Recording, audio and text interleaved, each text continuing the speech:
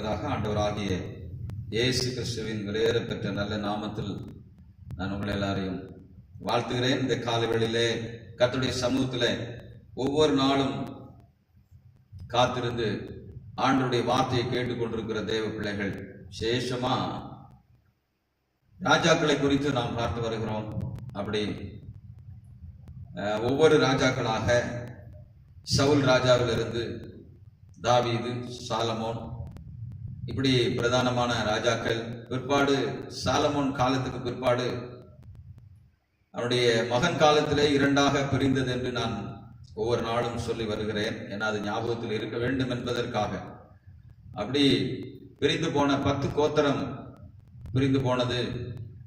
யாக்கோபுடைய 12 பிள்ளைகள், அந்த 12 பிள்ளைகளும் 12 கோத்திரங்களாக வகுக்கப்படுகிறது. அந்த 12 கோத்திரங்கள் 10 பேர் பிரிந்து இஸ்ரவேல் கோத்திரம் என்றும், 2 கோத்திரங்கள் யூதா, பென்யமீன், 2 கோத்திரங்கள் மட்டும் அவர்கள் யூதா கோத்திரம் என்றும் பிரிக்கப்பட்டு, இப்பொழுது நாம் இந்த ராஜாக்களின் புஸ்தகம், நாளாகமம் புஸ்தகங்களிலே நீங்கள் வாசிக்கும் பொழுது யூத ராஜா, இஸ்ரவேல் ராஜா என்று 2 பிரிவுகளை நாம் பார்ப்போம். அப்ப இந்த 2 பிரிவுகளிலையும் நீங்க பார்க்கும் பொழுது இந்த 2 ராஜாக்களுக்கும் தீர்க்க தரிசனம் சொல்லுகிறது யாருன்னு சொன்னா ஒரே தீர்க்கதரிசியாக இருக்கலாம். அப்படி தீர்க்கதரிசிகளும் இந்த ராஜாக்களின் காலத்திலே தீர்க்க தரிசனம் சொல்லி வந்திருக்கிறார்கள். அநேக தீர்க்கதரிசிகள் தீர்க்க தரிசனம் சொல்லி இருப்பதை நாம் பார்க்கிறோம். பிரதானமான தீர்க்கதரிசிகளாய் நாம் பார்க்க வேண்டும்னா எலியா, எலிசா, ஏசையா, எரேமியா, எசேக்கியேல், தானியேல் இப்படிலாம் இருக்கலாம். ஆகையினால் நிறைய தீர்க்க தரிசனங்கள், தீர்க்கதரிசிகள் மூலமாக எச்சரிக்கப்பட்ட காரியங்கள் எல்லாத்தையும் பார்த்திருக்கிறோம். அப்படியாக இன்றைக்கு கடைசியாக இந்த யூத ராஜாவை குறித்து நாம் பார்க்க இருக்கிறோம். இதுக்கு பிற்பாடு ராஜாக்களாக அல்ல, அவர்கள் தேவனுடைய மனுஷர்கள், ஆசாரியர்கள், தலைவர்களாக நின்று பொறுப்பெடுத்து அவர்கள் செயல்படுத்தியிருக்கிறதை நாம் பார்க்க முடிகிறது. சரிங்களா? கர்த்தருடைய பரிசுத்த நாமம் மகிமைப்படுவதாக. ஆகையினால் இன்றைக்கு சிதேக்கியா என்கிற ராஜாவை குறித்து நாம் பார்க்க இருக்கிறோம். இன்றைக்கு கடைசியாக சிதேக்கியா என்கிற ராஜா. நீங்க நேற்றைக்கு நாம் இதுக்கு முந்தின காலங்களிலே நாம் கேட்கும் பொழுது யோயாக்கீம் என்கிற ஒரு ராஜாவையும், அதற்கு பிற்பாடு அவனுடைய தம்பியாகிய அவருடைய மகன், அவருடைய தம்பி, அதுக்கப்புறம் அவருடைய மகன் யோயாக்கீம் என்று நேற்றைக்கு பார்த்தோம். அந்த யோயாக்கீன் அதற்கு பிற்பாடு அவருடைய சித்தப்பாவாகிய சிதேக்கியாவை ராஜாவாய் ஆக்குகிறதை நாம் பார்ப்போம். ஆமென். ஆகையினால இன்றைக்கு சிதேக்கியா என்கிற ராஜாவை குறித்து நான் பார்க்க இருக்கிறோம். சிதேக்கியா என்றால் தேவ நீதி என்று அர்த்தம். சிதேக்கியா என்றால் தேவ நீதி என்று சொல்லப்பட்டிருக்கிறது. அவனுக்கு ஒரு மறுபெயர் உண்டு, மத்தனியா. இவன் யூத ராஜாக்களின் கடைசி ராஜா என்று சொல்லப்பட்டிருக்கிறது. இவனை ராஜாவாக நியமித்தது யார் என்று சொன்னால் பாபிலோன் ராஜா நேபுகாத்நேச்சர். என் தகப்பனுடைய பெயர் யோசியா, தாயின் பெயர் அமுத்தாள் என்று சொல்லப்பட்டிருக்கிறது. 21 வயதில் ராஜாவாகி 11 வருஷங்கள் இவன் ஆட்சி புரிந்திருக்கிறான். இவன் காலத்தில் எரேமியா தீர்க்கதரிசி தீர்க்க தரிசனம் சொல்லி இருக்கிறதை பார்க்கிறோம். இவன் தீர்க்கதரிசிகளுக்கு முன்பாக தன்னை தாழ்த்தாமல் தீர்க்க தரிசனம் சொன்ன எரேமியா, இன்னும் பல தீர்க்கதரிசிகள் இருந்திருக்கிறார்கள் அவன் காலத்தில். அந்த தீர்க்கதரிசிகளுக்கு தன்னை தாழ்த்தாமல் அவர்களுக்கு விரோதமாய் பேசினது, அவர்களுக்கு விரோதமாய் செயல்பட்டதை குறித்து அதிகமாய் நீங்க கேள்விப்பட முடியும். இவன் கர்த்தரின் பார்வைக்கு பொல்லாப்பானதை செய்த ஒரு ராஜா. எவ்வளவு சில ஆட்கள் இருக்கிறார்கள், எவ்வளவு சொன்னாலும் அந்த வார்த்தைக்கு கீழ்ப்படியாத ஜனங்கள் அன்றும் இன்றும் இருக்கிறதை நாம் பார்க்கிறோம். ஆமா, நீதிமொழிகள்ல கூட நீங்க வாசிக்கும் பொழுது 29ஆம் அதிகாரம் 1வது வசனம் என்று நினைக்கிறேன். அதில் பார்க்கும்போது அடிக்கடி கடிந்து கொள்ளப்பட்டு தன் பிடரியை கடினப்படுத்துகிறவன் சகாயமின்றி சடுதியில் நாசமடைவான் என்று சொல்லப்பட்டிருக்கிறதை நாம் பார்க்க முடியும். 1வது வசனத்துல அடிக்கடி கடிந்து கொள்ளப்பட்டும் தன் பிடரியை கடினப்படுத்துகிறவன் சகாயமின்றி சடுதியில் நாசமடைவான் என்று. ஆகையினால இந்த சிதேக்கியா எரேமியா தீர்க்கதரிசி மூலமாக எவ்வளவோ சொல்லப்பட்டும் அவன் என்ன செய்யவில்லை? தன்னை தாழ்த்தவில்லை. தீர்க்கதரிசிகளுக்கு முன்பாக தன்னை தாழ்த்தவில்லை. கர்த்தருக்கு முன்பாக தன்னை தாழ்த்தவில்லை, ஒப்பு கொடுக்கவில்லை. ஆகையினால கர்த்தருக்கு விரோதமான பொல்லாப்பை செய்திருக்கிறான், கழுத்தை கடினப்படுத்தினான் என்று சொல்லப்பட்டிருக்கிறது. எனவே இவனுக்கு விரோதமா பாபிலோன் ராஜா வருகிறதை பார்க்கிறோம், யுத்தம் வருகிறதை பார்க்கிறோம். தேவ பிள்ளைகளே, தீர்க்கதரிசிகள் மூலமாக சொல்லப்படுகிற வார்த்தைகள் நீங்கள் கட்டாயம் அதை கவனிக்க வேண்டும். தீர்க்க தரிசனம் எப்படி வருகிறது? அந்த நாட்கள்ல தீர்க்கதரிசி என்று சொல்லி தனியாக ஒரு மனிதன் இருந்தார், அவர் தீர்க்க தரிசனம் சொல்லுவார். ஆனா இந்த நாட்கள் அப்படி அல்ல. உங்கள் ஒவ்வொருவருக்கும் தேவன் ஊழியக்காரர்களை வைத்திருக்கிறார். அவர்கள் வேத வசனத்தை கொண்டு சொல்லுகிற வார்த்தை உங்களுக்கு தீர்க்க தரிசனமான வார்த்தை. உங்களுக்கு கொடுக்கிற ஆலோசனைகள் தீர்க்க தரிசனம். இந்த நாட்களிலே தீர்க்க தரிசனம் இல்லை என்று நாம் சொல்ல முடியாது. இந்த நாட்களிலே தேவன் எப்படி தீர்க்க தரிசனம் சில சிறு பிள்ளைகள் மூலமா கூட நமக்கு வரலாம். நீங்க வார்த்தையை கேட்டுக்கொண்டிருக்கிற பொழுதே வரலாம். இப்பொழுது நான் சொல்லிக் கொண்டிருக்கிற இந்த வார்த்தை உங்களுக்கு தீர்க்க தரிசனமாய் அது மாறிக்கொண்டிருக்கலாம். நீங்க ஏதோ வேடிக்கையாக நீங்க இதை பார்த்து கொண்டிருப்பீர்களானால் அது தீர்க்க தரிசனமாக இருக்காது. ஆண்டவர் என்னோடு கூட பேசட்டும் என்று நீங்க சொல்வீர்களானால், கேட்பீர்களானால், ஆண்டவர் என்னோடு கூட பேசுனா, ஆகையினால ஆண்டவர் பேசிக் கொண்டிருக்கிறது உங்களுக்கு தீர்க்க தரிசனமா இருக்கலாம். எத்தனையோ முறை உங்களுக்கு சொல்லியும் நீங்கள் கீழ்ப்படியவில்லை. எத்தனையோ முறை ஆண்டவர் உங்களை எச்சரித்தும் அந்த எச்சரிப்பை தட்டிவிட்டு நீங்கள் முன்னேறி போக வேண்டும் என்கிற அந்த தேவையில்லாத காரியத்திலே ஈடுபடுகிறதை தேவன் எச்சரிக்கிறார். இங்க கவனிக்கணும், இந்த சிதேக்கியாவை ராஜாவாய் ஏற்படுத்தினது யாருன்னா அந்த பாபிலோன் ராஜா. அப்போ அவனை யோயாக்கீன் அவனுக்கு பிற்பாடு அவனை சிறைப்பிடித்து கொண்டு போனது பிற்பாடு இந்த சிதேக்கியாவை ராஜாவாக ஏற்படுத்துகிறார். அப்படியானால் ராஜாவாக ஏற்படுத்தின அந்த பாபிலோன் ராஜாவுக்காவது அவன் உண்மையா இருந்திருக்க வேண்டும். அவனுக்கும் உண்மையா இருக்கவில்லை என்றுதான் சொல்லுகிறது. அவனுக்கு விரோதமாய் கலகம் பண்ணுகிறதை பார்க்கிறோம். அவனுக்கு இது எப்படின்னா, ஏற்படுத்தினவர்களுக்கு விரோதமாய் எழுப்புகிறது என்னன்னா தான் அப்படிங்கிற ஒரு எண்ணம்.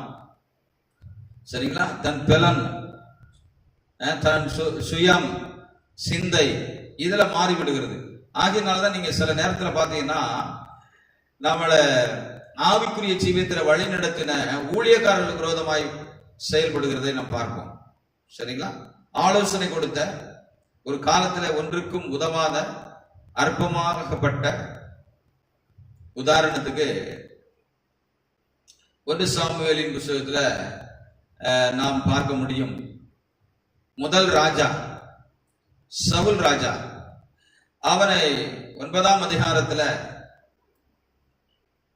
ஆண்டவர் அவனை ராஜாவா இருக்கும்படி அழைத்தார். அவனோ தளவாடங்களுக்குள்ளே போய் ஒளிந்து கொள்வான். ஆனாலும் அங்க தேடி பிடித்து தீர்க்க தரிசனம் வருகிறது, அந்த ராஜா அந்த தளவாடங்களுக்குள்ளே ஒளிந்து கொண்டிருக்கிறான் என்று. அவனை தேடி பிடித்து இஸ்ரவேல் மேல் ராஜாவாய் ஏற்படுத்த போகும்பொழுது அவன் சொல்லுவான், நான் ஒரு சிறிய கோத்திரத்தான், பெஞ்சமின் கோத்திரம், ஒரு சிறிய கோத்திரம், எங்களுடைய தகப்பன் வீட்டில் நான் ஒரு சிறியவன், ஒன்றுக்கும் உதவாதவன் என்று தன்னை தாழ்த்துகிறதை பார்க்கிறோம். அப்படி தாழ்த்தின அதே சவுல் ராஜா ஒரு நாள் தாழ்த்தாமல் தன்னை உயர்த்துகிறதை பார்க்கிறோம். அப்போ உயர்த்தி சாமுவேல் சொன்னதை செய்யாமல் அவன் சுய சித்தத்தை செய்கிறான். அப்பொழுது எதிர்த்து பேசுகிறான். அப்பொழுது சாமுவேல் சொல்லுகிறார், நீ சிறியதா இருந்த போது அல்லவோ கர்த்தர் உன்னை இஸ்ரவேல் மேல் ராஜாவாய் மாற்றினார். நீ ஒன்றுமில்லாமல் இருந்த போது அல்லவோ இஸ்ரவேல் ஜனங்கள் மேல் உன்னை ராஜாவாய் மாற்றினார். அதை நீ மறந்து போனையா என்று ஞாபகப்படுத்துவார். அதை நீ புரியவில்லையா? இன்றைக்கு உனக்கென்று ஒரு ஸ்தம்பத்தை கட்டி கொண்டிருக்கிறாய், உனக்கென்று ஒரு பலிபீடத்தை கட்டி கொண்டிருக்கிறாய் என்று 13ஆம் அதிகாரத்தில் 22வது வசனத்தில் 15:22 நீங்க வாசிக்கும் போது அவன் அங்க எதிர்த்து பேசுகிறதை பார்க்கிறோம். இல்ல நான் பிடித்து கொண்டு வந்த இந்த ஆடு மாடுகள் இது எல்லாம் எதற்கென்று சொன்னால் பழி செலுத்துவதற்கு, ஆண்டவருக்கு கொடுப்பதற்கு என்று ஆண்டவரை அப்படி சொல்லுகிறதை பார்க்கிறோம். அப்பொழுதுதான் சாமுவேல் சொல்லுகிறார், நீ பலி செலுத்துவதை பார்க்கலும் கீழ்ப்படிதல் உத்தமம் என்று.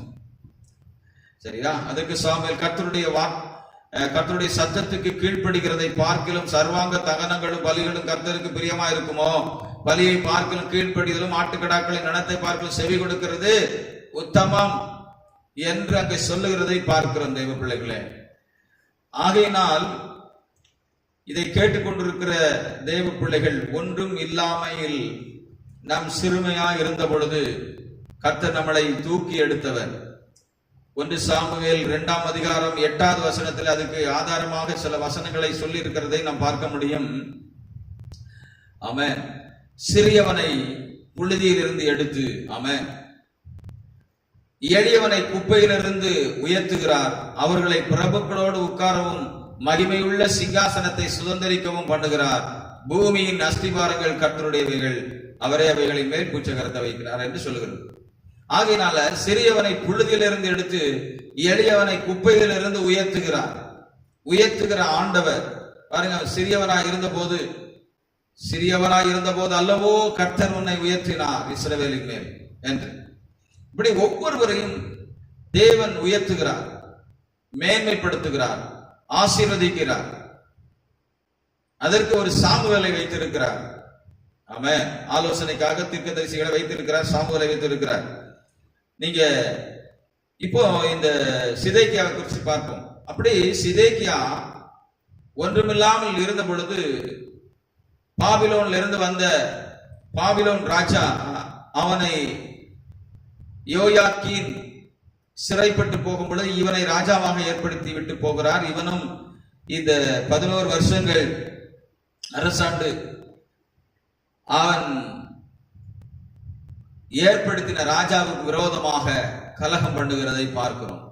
ஆகையினால் அவர்கள் எருசலேமை முற்றுகை போடுகிறார்கள். முற்றுகை போடுகிறதுன்னா யுத்தத்துக்கு வருகிறார்கள். இப்பொழுது நீங்கள் பார்க்கும் பொழுது சீன எல்லையிலே யுத்தம் நடந்து கொண்டிருக்கிறது என்று பார்க்கிறோம். பேச்சுவார்த்தைகள் நடக்கிறது என்று சொல்லுகிறார்கள், யுத்தம் நடக்கிறது என்று சொல்லுகிறார்கள். 20 பேர் மரித்திருக்கிறார்கள். இந்தியாவை சேர்ந்தவர்கள் 20 பேர் இராணுவ வீரர்கள் மரித்திருக்கிறார்கள் என்று நாம் செய்தித்தாள்களிலே பார்க்கிறோம் தேவ பிள்ளைகளே. அதை போல இப்ப என்ன செய்யணும், முற்றுகையிடுகிறார்கள். எரேமியா தீர்க்கதரிசியின் புஸ்தகம் 39ஆம் அதிகாரம் 1வது வசனத்திலிருந்து நீங்க பார்க்கும் பொழுது அங்கே நகரம் முற்றுகை இடப்பட்டது என்று நாம் பார்க்க முடியும். ஆமென், அல்லேலூயா. அங்க வாசிக்கும் போது யூதாவின் ராஜாவாகிய சிதேக்கியா அரசாண்ட 9ஆம் வருஷம் 10ஆம் மாதத்திலே பாபிலோன் ராஜாவாகிய நேபுகாத்நேச்சரும் அவனுடைய எல்லா இராணுவமும் எருசலேமுக்கு விரோதமாய் வந்து அதை முற்றுகை போட்டார்கள். தொடர்ந்து வாசிப்போம். அப்படி முற்றுகை போடப்பட்டது. சிதேக்கியா அரசாண்ட 11ஆம் வருஷம் 4ஆம் மாதம் 9ஆம் தேதியிலே நகரத்திலே மதில் திறப்பு கண்டது அப்படின்னு சொல்லப்படுது. கவனிக்கிறீங்களா? இந்த வார்த்தையை நீங்க அநேக நேரம் நான் பிரசங்கித்திருக்கிறேன்.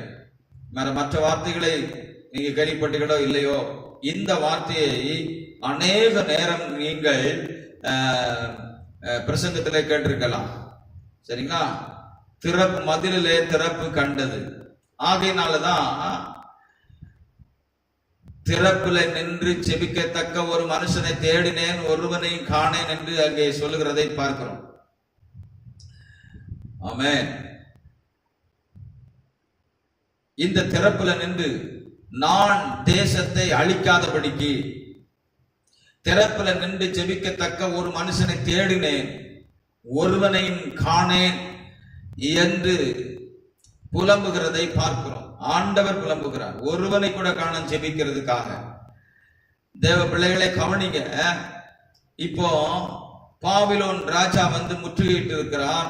அவன் எல்லா தேசத்தையும் அவன் தன் கைக்குள்ள வைத்திருக்கிறான். எல்லாத்தையும் முற்றுகையிட்டு எல்லா தேசங்களையும் பிடித்து அவன் வைத்திருக்கிறான். இப்பொழுது இந்த சிதேக்கியாவுக்கு விரோதமாக பாபிலோன் ராஜா வந்த பொழுது ஆண்டவருடைய அனுமதி அங்கு இருந்தது. ஆகையினால் தேசத்துக்கு விரோதமாய் நான் தேசத்தை அழிக்காதபடிக்கு திறப்பில் நின்று ஜெபிக்கத்தக்க ஒரு மனுஷனை தேடினேன், ஒருவனை காணேன் என்று சொல்லப்பட்டிருக்கிறதை நாம் பார்க்கிறோம். ஆகையினால் இவர்கள் முற்றுகையிடப்பட்ட பொழுது பட்டினி கிடந்தார்கள். பஞ்சம், பசி, பட்டினி எல்லாம் இருந்தது நகரத்துக்குள்ள. ஆனால் ஒருவனாச்சும் தன்னை தாழ்த்தி ஒப்பு கொடுத்து ஜெபிக்கவில்லை. யோனா தீர்க்கதரிசியில கூட நீங்க பார்க்கும் பொழுது யோனா தன் ஜனங்களுக்கு விரோதமாக இப்படி வந்து ஒரு தீர்க்க தரிசனம் சொன்ன பொழுது அங்கே என்ன நடந்தது என்று சொன்னால், எல்லாரும் ராஜா முதல் ஏழை குடியானவன் வரைக்கும், ஆடு மாடுகள் வரைக்கும் உபவாசம் பண்ணி ஜெபம் பண்ணினார்கள். 3 நாட்கள் உபவாசித்து புசியாமலும் குடியாமலும் இருந்து ஆண்டவர் நமக்கு விரோதமாய் சொல்லியிருக்கிற இந்த தீர்க்க தரிசனம் ஒருவர் கூட இருக்க மாட்டீர்கள், 40 நாள்ல இந்த நினிவே கவிழ்க்கப்படும் என்று சொல்லுகிறது என்று சொன்ன உடனே எல்லாரும் தாழ்த்தி ஜெபம் பண்ணினார்கள். 3 நாட்கள் புசியாமல் குடியாமல் ஜெபித்தார்கள். என்ன நடந்தது என்று சொன்னால், மனதுருக்கம் உள்ள தெய்வம் அவர்கள் மேல் மனதுருகி அழிப்பேன் என்று சொன்னவர் அழிக்காதபடி அந்த நினிவேயை காப்பாற்றினார் என்று வேதம் சொல்லுகிறது. அதை போல இந்த சிதைக்கியா அரசாண்ட காலத்துல அவருக்கு விரோதமாய் முற்றுகை இடப்பட்டு விட்டது. சுற்றிலும் எதிரி நிற்கிறார்கள். இன்னும் சற்று நேரத்தில் அழிவு வர இருக்கிறது. அப்படிப்பட்ட ஒரு சூழ்நிலையில் கூட தன்னை தாழ்த்தாமல் தன் இருதயத்தை கடினப்படுத்தின இந்த சிதைக்கியா தன் இருதயத்தை கடினப்படுத்துகிறார்.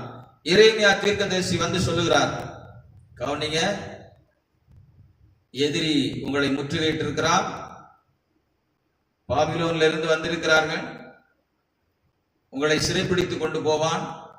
இதுக்கு முன்னால் உள்ள ராஜா யோயாக்கீம் என்ன பண்ணான்? சிறைப்பிடிக்க வந்த உடனே அவனும் அவன் தாயும் அவனுடைய உறவினர்களும் எல்லாரும் அமைதியாக பாபிலோனுக்குள்ளே சிறைப்பட்டு போனார்கள். அங்கே சிறையில் அமர்ந்து கொண்டிருக்கிறார்கள். இப்பொழுது மீண்டும் நீங்கள் அவர்களுக்கு விரோதமாய் கலகம் பண்ணினீர்கள், ஆகையினால் தேவ திட்டத்தின்படிதான் முற்றுகையிட்டிருக்கிறார்கள். ஒருவர் கூட அவர்களுக்கு விரோதமாய் எழும்பாதபடி அமைதியா நீங்க பாபிலோனுக்குள்ள சிறைப்பட்டு போறீங்கன்னா உங்களுக்கு நல்லது. அவனை எதிர்த்து நின்றீங்கன்னா அழிவை சந்திப்பீர்கள். யார? எதிரிக்கு சாதகமாய் பேசுகிறதை போல நாம் பார்க்கிறோம். பாபிலோன் ராஜாவுக்கு சாதகமாய் பேசுகிறதை நாம் பார்க்கிறோம். ஆகையினால் நீங்கள் அவன் வரும்பொழுது அமைதியாக யாரெல்லாம் போகிறீர்களோ உங்கள் ஜீவன் தப்பும் என்று சொல்லுகிறதை பார்க்கிறோம். அப்பொழுது எரேமியாவை பிடித்து அடித்து அவனை காவல் கிடங்கிலே போட்டு விடுவார்கள். ஆகையினால தேவ பிள்ளைகளே, அந்த முற்றுகையிலே திறப்பு கண்ட உடனே என்ன நடக்கிறது என்று சொன்னால், அங்கே எல்லாரும் அந்த திறப்பின் வழியாக உள்ளே வருகிறார்கள். அந்த பழைய ஏற்பாட்டு காலத்திலே நீங்க பார்க்கும் பொழுது ஒவ்வொரு நகரத்துக்கும் ஒரு மதில் இருக்கும். எப்படி எரிகோவுக்கு ஒரு கோட்டை மதிலாக இருந்ததோ அதே போல எருசலேமுக்கு என்று ஒரு மதில் இருக்கும். பாதுகாப்புக்காக ஒவ்வொருவரும் அப்படி பாதுகாப்புக்காக கட்டி வைத்திருந்தார்கள். நமக்கு இந்தியாவுக்கு ஒரு எல்லை இருக்கிறது, சீனாவுக்கு ஒரு எல்லை இருக்கிறது இல்லையா? பாகிஸ்தான், அண்டை நாடான பாகிஸ்தானுக்கும் நேபாளத்துக்கும் நீங்க சுற்றில் இருக்கிற பாத்தீங்கன்னா அங்கே வேலி அடைத்திருப்பார்கள். அதை போல அதை தாண்டி உள்ள வர முடியாது யாரும் என்று. அப்படியே எருசலேமுக்கும் விரோதமாய் வர முடியாதபடிக்கு அப்படிப்பட்ட ஒரு மதில் இருந்தது. ஆனால் அது திறக்கப்படாதனால் அவர்கள் மதிலுக்கு வெளியே முற்றுகையிட்டு அவர்கள் நின்று கொண்டிருக்கிறார்கள். இவர்களுக்கு கால தாமதமாய் கொண்டே இருக்கிறது. அந்த நேரத்தில் இவர்கள் ஜெபித்திருக்கலாம், கர்த்தரை தேடி இருக்கலாம், தன்னை தாழ்த்தி இருக்கலாம். எதுவுமே செய்யாதபடிக்கு கர்த்தருக்கு விரோதமாய் பாவம் செய்கிறதை பார்க்கிறோம். ஆகையினால் திறப்பு கண்டது. அந்த திறப்பின் வழியாக சத்துரு உள்ளே வந்தான். உள்ளே வந்தவன் நடு நகரத்துக்குள்ளே நிற்கிறான் என்று தெரிந்த உடனே இந்த சிதேக்கியா அவனும் அவன் ஆட்களும் என்ன செய்கிறார்கள்? அவர்கள் ஓடி போகிறதை நாம் பார்க்கிறோம். ஆமென், அல்லேலூயா. அவன் யுத்த மனுஷர் எல்லாரும் தோட்டத்தின் வழியாக சமனான பூமியை நோக்கி அவர்கள் என்ன செய்தார்கள்? ஓடி போனார்கள் என்று வேதம் சொல்லுகிறது. ஆகையினால் அவனை பிடித்து கொண்டு வருகிறதை நாம் பார்க்கிறோம். அவனை விடவில்லை. ஓடினாலும் அவனை விடாதபடிக்கு அவனை பிடித்து அவனை கொண்டு வருகிறார்கள். எனவே தர்மியான வேளையிலே தேவ பிள்ளைகளை, நேரம் கடந்து போகிற நான் சுருக்கமாய் முடிக்கிறேன். அவன் பிள்ளைகளை அவன் கண்களுக்கு முன்பாக என்ன செய்தார்? கொலை செய்கிறதை பார்க்கிறோம். சிதைக்க அவருடைய பிள்ளைகளை. ஆகையினால் குமாரனை அவன் கண்களுக்கு முன்பாக வெட்டுவித்தான். யூதா பிரபுக்கள் அனைவரையும் பாபிலோன் ராஜா வெட்டி என்று நாம் வாசிக்கிறோம். ஆகையினால் தேவ பிள்ளைகளே, இவ்வளவு கொடூரமாய் நடத்தப்பட்டு இவனை சிறைக்காக கொண்டு போகிறார்கள். எரேமியா தீர்க்கதரிசி சொன்னது என்ன தெரியுமா? எத்தனையோ முறை உங்களை எச்சரித்தோம், எத்தனையோ முறை உங்களோடு கூட பேசியிருக்கிறேன், ஒன்றுக்கும் நீங்கள் கீழ்ப்படியாதபடிக்கு எனக்கு விரோதமாய் நீங்க எழுப்பினீர்கள், கர்த்தருக்கு விரோதமாய் எழுப்பினீர்கள், கொடூரமான பாவங்களை செய்ய ஆரம்பித்தீர்கள், உங்கள் இருதயங்களை கடினப்படுத்தினீர்கள். ஆகையினால் ஆண்டவர் ஒப்பு கொடுத்து விட்டார். ஆண்டவர் பாபிலோன் ராஜாவின் கையிலே உங்களை ஒப்பு கொடுத்து விட்டார். ஆகையினால் நீங்கள் அமைதியா போக வேண்டும் என்று சொல்லி இருந்தும் கடினப்படுத்தினான் இருதயத்தை. தேவ பிள்ளைகளே, ஆகையினால தண்டனை என்ன தெரியுமா? 70 வருஷம், ஒன்றல்ல இரண்டல்ல, 70 வருஷம் நீங்கள் யாவரும் பாபிலோனிலே சிறைப்படுவீர்கள் என்று அங்க எரேமியா தீர்க்கதரிசி சொல்லுகிறார். 70 வருஷம் முடிவில் தான் மீண்டும் இதே நகரத்துக்குள்ளே வருவீர்கள் என்று அங்கு தீர்க்க தரிசனம் சொல்லுகிறான். அந்த வார்த்தையை அவனால கேட்க முடியலை. சிதைக்கியாவால கேட்க முடியாதபடிக்கு அவன் அடைத்து காவல் கிடங்களை போடுகிறதை பார்க்கிறோம். தேவ பிள்ளைகள் என்ன நடந்துச்சு தெரியுமா? இவன் அமைதியாய் போயிருந்திருக்கலாம். அமைதியாய் போகாதனால், ஓடி போனதுனால் அந்த சத்துருக்கள் எல்லாரும் உள்ளே வந்து அருமையாய் கட்டப்பட்டிருந்த, அழகழகாய் கட்டப்பட்டிருந்த சாலமோனுடைய ஆலயம் தீக்கிரையாக்கப்பட்டது, உடைத்து சின்ன பின்னமாக மாற்றப்பட்டது. மதில்கள் எல்லாம், பாதுகாப்பா இருந்த மதில்கள் எல்லாம் உடைக்கப்பட்டது என்று நாம் பார்க்கிறோம். இந்த காலகட்டத்தில் தான் சாலமோன் ராஜா அழகழகாய் வர்ணித்து கட்டின, அதுக்கு முன்னும் பின்னும் ஒருவன் அதை போல ஒரு தேவாலயத்தை கட்டியிருக்க முடியாது. சாலமோன் தேவாலயம், அபிஷேகம் இறங்கின ஒரு தேவாலயம். அப்படிப்பட்ட ஒரு தேவாலயத்தை சத்துருக்கள் உள்ளே புகுந்து தீக்கிரையாக்குகிறார்கள். அந்த ஆலயத்தினுடைய எல்லா பனிமுட்டுகளையும் எடுத்து கொண்டு போகிறார்கள். அதை கொண்டு போய் அவருடைய கோவில்களில் வைக்கிறார்கள். அந்நிய கோவில்களில் கொண்டு போய் வைக்கிறார்கள். நல்ல பொருட்கள், நல்ல காரியங்கள் எடுத்து கொண்டு போனார்கள். தேவ பிள்ளைகள் இதை கேட்டுக்கொண்டிருக்கிற நேரம் கடந்து போகிறதான சொல்லுகிறேன். நல்ல கவனிங்க. 3 பகுதிகளாக பாபிலோனுக்குள்ளே போய்விட்டார்கள். ஆமென். கர்த்தருடைய பரிசுத்த நாமம் மகிமைப்படுவதாக. யோயாக்கீம் காலத்திலையும், யோயாக்கீன் காலத்திலையும், சிதேக்கியா காலத்திலையும் பாபிலோனுக்குள்ளே போகிறதை நீங்கள் கேள்விப்பட்டீர்கள். இப்படியே பாபிலோனுக்குள்ளே ஒவ்வொரு பகுதியாய் போய் எல்லாரும் இப்ப என்ன செய்யறாங்கன்னா, பாபிலோன்ல எல்லாரும் நல்ல திறமையானவர்கள், ராஜாக்கள், எல்லாரும் தீர்க்கதரிசிகள், எல்லாரும் அங்க அடிமையா இருக்கிறார்கள். அந்த பகுதியில போனவர் தான் தானியேலும் அங்கே அடிமையா இருக்கிறார். சாத்ராக், மேஷாக், ஆபேத் நேகோ அங்கே பாபிலோன்ல அடிமையா இருக்கிறார்கள். எசேக்கியா அங்கே பாபிலோனில் இருந்துதான் தீர்க்க தரிசனம் சொல்லுகிறதை நாம் பார்க்கிறோம். ஆனால் எரேமியா மாத்திரம் சிறைப்பட்டு போகவில்லை. காரணம் என்ன தெரியுமா? எரேமியா சரியானதை சொன்னதனால் அந்த ராஜா எரேமியாவுக்கு தயவு பாராட்டி எரேமியாவை குழியிலிருந்து எடுத்துவிட்டு அவர் சொல்லுகிறபடி நீங்கள் செய்யுங்கள், எரேமியா எங்க இருக்க வேண்டுமோ அங்க இருக்கலாம், என்ன செய்ய வேண்டுமோ அதற்கு எல்லாரும் உதவியை செய்யுங்கள் என்று எரேமியாவை எருசலேமில் விட்டு விடுகிறதை பார்க்கிறோம். ஆகையினால எருசலேமில் யார் இருந்தாங்க? ஏழை பாளைகள் இருந்தார்கள், ஒன்றுக்கு உதவாதவர்கள் இருந்தார்கள். அவர்களுக்கும் ஒரு ராஜாவை ஏற்படுத்தி விட்டுதான் அவன் போனான் என்று நாம் பார்க்கிறோம். கர்த்தருடைய பரிசுத்த நாம் மையப்படுதாக. இந்த நாளில் இந்த வார்த்தையை கேட்டுக்கொண்டிருந்த நீங்கள் இந்த ராஜாக்களின் மூலமாக நாம் கேள்விப்படுகிற எச்சரிக்கப்படுகிற வார்த்தைகளை கேட்டு இதுபோல் நாம் செய்யாதபடிக்கு, நமக்கு நெருக்கம் வரும்பொழுது, நமக்கு போராட்டங்கள் வரும்பொழுது, நமக்கு நிந்தைகள் வரும்பொழுது, அவமானங்கள் வரும்பொழுது நம்ம கழுத்தை கடினப்படுத்தாதபடி கர்த்தருக்கு முன்பாக தாழ்த்துவோம். வேதம் சொல்லுகிறது, கர்த்தருக்கு முன்பாக தாழ்மைப்படுங்கள், அவர் உங்களை உயர்த்துவார் என்று. ஆமென், அல்லேலூயா. இந்த ராஜாக்களின் காலத்தில் கூட நீங்கள் பார்த்தீர்கள், ஒரு ராஜா அப்படி அதிகமாய் நெருக்கப்பட்ட பொழுது அவன் என்ன செய்தான்? தன்னை தாழ்த்தின பொழுது அவன் சிறைப்பட்டு போனாலும் திரும்ப வந்து ஆட்சி செய்ததாக நாம் பார்க்கிறோம். ஆகினால நம்ம வாழ்க்கையில நெருக்கங்கள், போராட்டங்கள் வரும் பொழுது நம்முடைய மீறுதல் நிமித்தம், நம்முடைய பெருமை நிமித்தம், நம்முடைய சுய நிமித்தம் போராட்டங்கள், பிரச்சனைகள் வரும்பொழுது நம்ம என்ன செய்ய வேண்டும்னா, கர்த்தருக்கு முன்பாக அப்படிப்பட்ட போராட்டங்கள், பிரச்சனைகள் வரும்பொழுது இதுவரைக்கும் நன்றாய் போய் கொண்டிருந்தது, ஏன் இப்படிப்பட்ட பிரச்சனைகள், ஏன் இப்படிப்பட்ட போராட்டங்கள் என்று சொல்லி தன்னை தாழ்த்தி ஒப்பு கொடுப்பீர்களானால் கர்த்தர் கிருபை உள்ள தெய்வம் உங்களுக்கு மன்னித்து பரிசுத்தப்படுத்தி உங்களை மீண்டுமாய், ஆமென், தாவீதின் கூடாரத்தை மீண்டும் எடுப்பித்து கட்டின கர்த்தர் உங்களுடைய வாழ்க்கையும் திரும்ப எடுத்து நிறுத்த அவர் வல்லமுள்ளவராய் இருக்கிறார். ஆகையினால சோர்ந்து போகாதீர்கள். இந்த வார்த்தையை கேட்டுக்கொண்டிருக்கிற நீங்கள் கர்த்தருக்கு பிரியமாய் ஜீவிக்க, தன்னை ஒப்பு கொடுக்க ஆயத்தமாயிருங்கள். சரியாய் போய் கொண்டிருக்குமானால், சரியா நீங்கள் வாழ்ந்து கொண்டிருப்பீர்கள், கர்த்தரை ஸ்தோத்திரம் பண்ணுங்க, ஆண்டவரை மகிமைப்படுத்துங்க. அதற்காக ஜெபிப்போம். அன்பின் பரலோக பிதாவே, இந்த நல்ல வேலைக்காய் மக்கள் நன்றி செலுத்துகிறோம். இந்த வேலையில் கூட எங்களை தாழ்த்தி ஒப்பு கொடுத்து நாங்கள் ஜெபிக்கிறோம்ப்பா. இந்த சிதேக்கியா கர்த்தருக்கு முன்பாக தாழ்த்தவில்லை, தன்னை ராஜாவா ஏற்படுத்தினவர்களுக்கு உண்மையா இருக்கவில்லை. தீர்க்க தரிசனம் சொல்லி எச்சரித்த பொழுது அந்த தீர்க்கதரிசிகளுக்கும் சரியாக இவன் கீழ்ப்படியவில்லை, தன்னை தாழ்த்தவில்லை. அதனால் இவனுடைய வாழ்க்கையிலே பெரிய அழிவு, பிள்ளைகள் அழிந்தார்கள், தேவாலயம் தீக்கிரையாக்கப்பட்டது, மதில்கள் உடைக்கப்பட்டது, அவன் வாழ்க்கையும் சிறைப்பட்டு பாவலில் சிறையாக இருந்ததை நாம் பார்க்கிறோம். இப்படிப்பட்ட வாழ்க்கையை நாங்கள் கேள்விப்படுகிற நாங்கள் எங்களை தாழ்த்தி உங்க சமூகத்தில் ஒப்பு கொடுக்கிறோம்.